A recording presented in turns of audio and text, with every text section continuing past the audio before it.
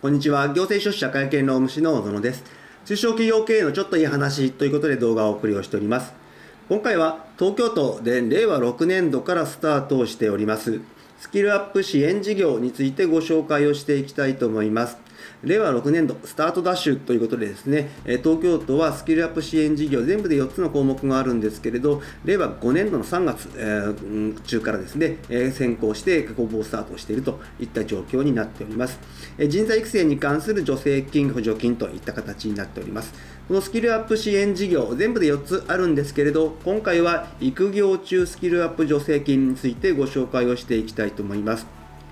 以前ですね、国会なんかで育児休業中の教育研修なんていうところの話が出たときに、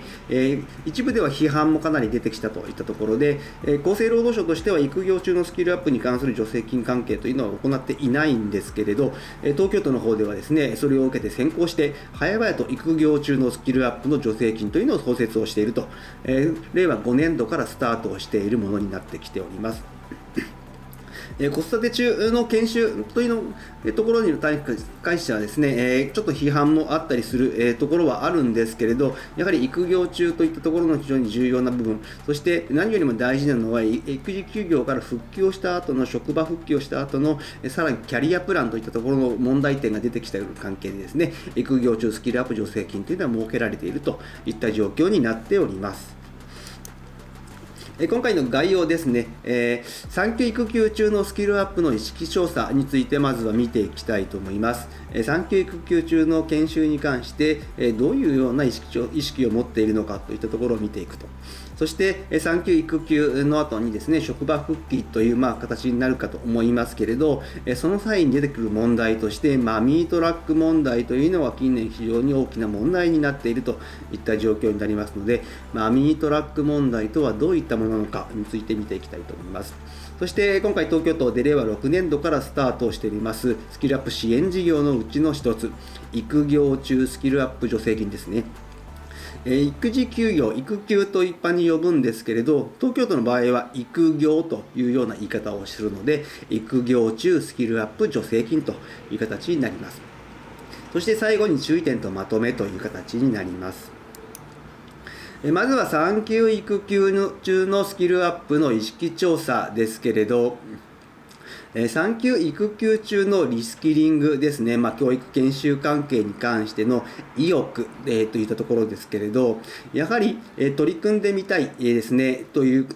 方が 36.8% ほどいらっしゃるといった形で、4割近い方ですね、取り組んでいる方も 8.1% いるので、4割5割半分の方がですね、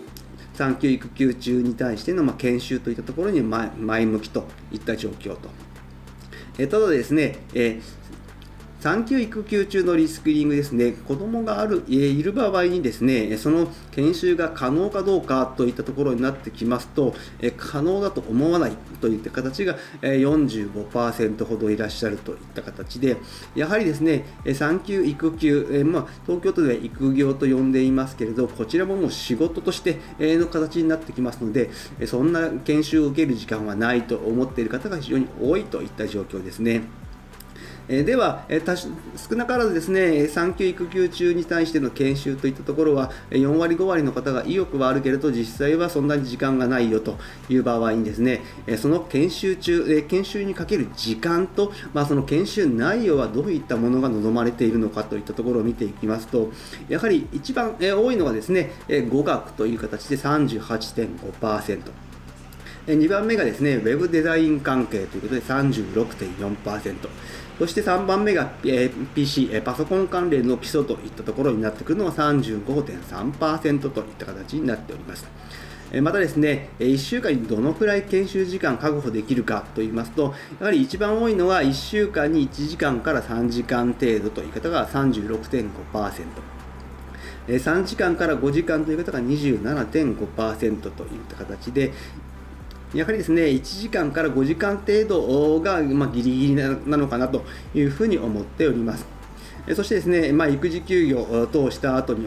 落ち着いたらですね、職場復帰をするという形になりますけれど、職場復帰をした時の問題点というのは近年非常に注目をされているといった状況で、どういった問題が出てくるかというと、マミートラック問題というものが非常に最近注目を浴びているといった状況になっております。マミートラック問題はですね、定義としてはですね、母親となった女性が産休育休から復帰をした場合に、自分の意思とは無関係に職務の内容や勤務時間が変わったり、その結果社内における出世のコースから外れたりする現象といった形になっておりますけれど、やはりですね、最近はですね、産後パパ育休なんていう形で男性の育休取得といったところもあります。こういった形で最長2年、子供が2歳まで育休が取れるといった状況で、男性も女性もともに育休を取っていくといった状況になってきますので、もう女性だけの問題ではないのかなというふうに思っております。こういった形になってきますと、マミートラック問題ですね、やはり、育児休業等から復帰をした場合、職場に復帰をした場合に、こういった出世のコースから外れていく、また、勤務内容や勤務時間が変わっていくといったことが出てくると、やはり問題点としては、他の社員の、当該社員のモチベーションも低下をしますし、周りの意欲も下がっていくと。またですね、いわゆる幹部への育成のスケジュールが長期化をしていくといったところで、やはり最長子どもが2歳までといった形でブランクがあると、今後幹部として育成するときのスケジュールに影響が出てくる。またその他ですね、こういった形で職場復帰をした場合の対応が変わってくると、やはりこちらはですね、今後採用するという形で新規の採用に大きなマイナスが出てくるといった状況で、非常にマミートラック問題というのは問題視をされているといった状況ではあります。こういったところへの対応策としてはですね、会社と従業員で十分に話し合いをしてもらうといったところ、そして評価の方法を変えていく。また、働きやすい職場環境を作ることで、働く時間や場所を見直していくといったところがですね、マミートラック問題解決の対応策として挙げられている。また、このマミートラック問題で出てくるのが、育成スケジュールの長期化といったところで、ここを解消する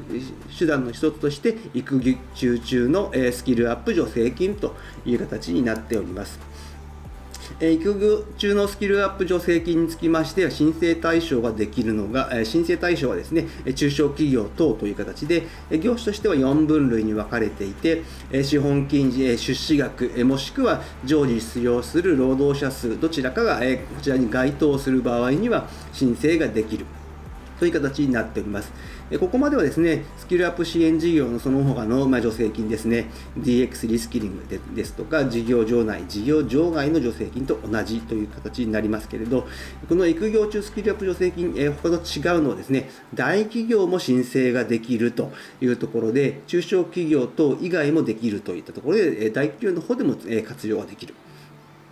そしてですね、申請の対象者につきましては、その他の要件としては、やはり都内に本社、もしくは主たる事業所があることという形、そして都税の未納がないこと、また支払い賃金に関しましては、最低賃金以上といった形の要件はありますけれど、そして申請対象となる労働者の方につきましては、4週以上の育業の取得者、もしくは取得予定者という形になっております。そしてこの育業中のスキルアップ助成金の対象となる訓練の要件ですけれど、全部で9項目あるんですけれど、重要なものを一部抜粋をしていきたいと思います。まず3番目としてはですね、育業中の従業員が育業期間中に研修を受講してもらうこと。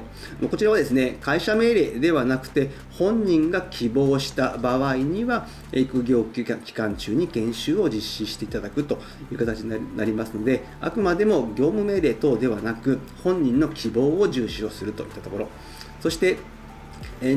5番目としては、研修費用の2分の1以上を申請企業が負担をすることという形になっておりまして、スキルアップ支援事業のその他の3つの助成金ですね、DX リスキリング、事業場外、事業場内に関しましては、研修費用は会社が全額負担という形になっておりますけれど、育業中のスキルアップ助成金につきましては、2分の1以上の負担といった形で、こちらが他と少し違うところという形になっております。そして9番目としては他でもありましたけれど、受講の結果ですね、教育機関からの受講の証明書等が得られることといった形になっております。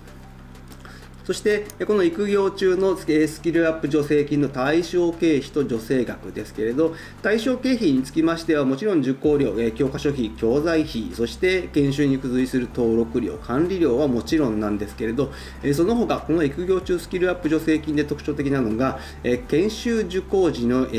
お子さんをですね、託児サービスに預けた場合の託児サービス利用料も対象経費として認められるといったところになっております。そしてですね、助成額につきましてはですね、他のスキルアップ支援事業の助成金とは違って1研修あたりの上限がちょっとないといったところになってきます。そしてこの助成金は中小企業等と大企業いずれも申請可能なので、企業区分ですね、規模別に応じて中小企業等においては3分の2、大企業においては2分の1ですね。そちらの方が負担をしてもらう。こちらはちょっと他の助成金とちょっと特殊なので、経費助成という形で、人件費負担の方に関しましては就労していませんので、人件費部分の助成はないといった形になっております。